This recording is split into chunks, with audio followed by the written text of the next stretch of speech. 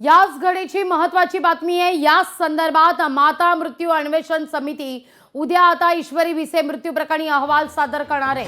कुटुंबियांचा जबाब, medical history याची आज पडताळणी होतीये। महापालिका अधिकाऱ्यांकडून ईश्वरी भिसे मृत्यू प्रकरणाचा सखोल तपास केला जातोय। दीनानाथ मंगेशकर रुग्णालय, सूर्या रुग्णालय आणि मणिपाल रुग्णालयातून माहिती संकलित करण्यात आलेली आहे।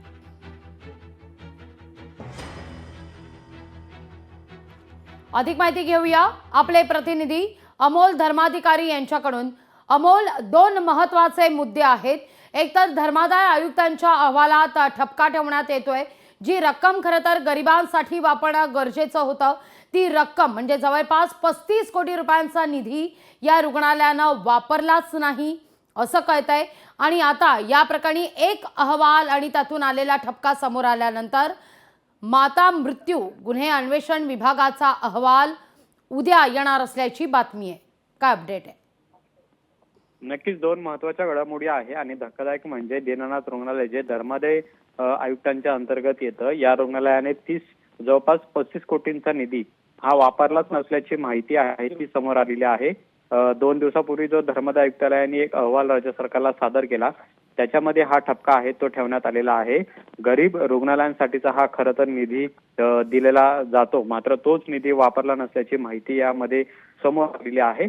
याच प्रकारे आपण दीनानाथ रुग्णालयाच्या प्रशासनाकडून याबाबतची माहिती जाणून घेण्याचा प्रयत्न करतोय, मात्र माहिती देण्यास रुग्णालय प्रशासनाकडून टाळाटाळ केली जाते आणि त्यामुळे नक्कीच ही रक्कम दीनानाथ रुग्णालयाने का वापरली नाही हा सगळ्यात महत्त्वाचा प्रश्न आहे।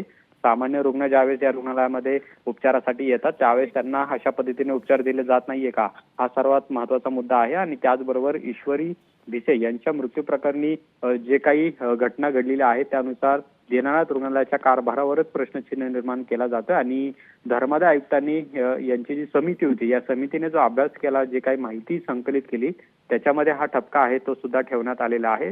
जो अहवाल नुकताच त्यांनी राज्य सरकारला सुद्धा दिलेला आहे आणि त्यामुळे आता आरोग्य विभाग किंवा धर्मादाय आयुक्त हे दीनानाथ रुग्णालयावरती याबद्दलची काय कारवाई करतील हे पाहणं महत्त्वाचं आहे। पण दुसरी महत्त्वाची गोष्ट म्हणजे माता मृत्यू अन्वेषण विभागाने सुद्धा अहवाल आहे तो त्यांचा आता पूर्ण केलेला आहे आणि उद्या तो सादर केला जाईल। महानगरपालिकेच्या वरिष्ठ अधिकाऱ्यांकडून खरं तर याची चौकशी आहे ती केली जात होती।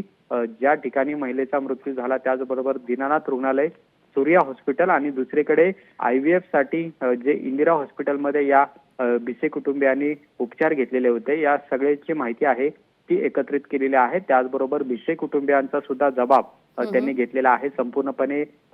ईश्वरी भिसे यांची मेडिकल हिस्ट्री आहे ती सुद्धा गोळा केलेली आहे आणि त्यामुळे ईश्वरी भिसे यांच्या मृत्यूला नेमकं कारणीभूत कोण आहे याचा खरं तर महत्त्वाचा मुद्दा आहे तो या अहवालामध्ये नमूद केलेला असणार आहे। आणि उद्या हा अहवाल सादर केल्यानंतर त्यावरती नेमकं काय काय निष्कर्ष ठेवण्यात येतात हे पाहणं महत्त्वाचं आहे। आतापर्यंत दोन महत्त्वाचे अहवाल आहेत ते आता राज्य सरकारला सादर झालेले आहेत आणि आता हा तिसरा अहवाल असणार आहे जो उद्या प्रशासनाला सादर केला जाईल आणि त्यानंतर महत्त्वाची कार्यवाही आहे ती पुढे प्रशासनाकडून केली जाणार।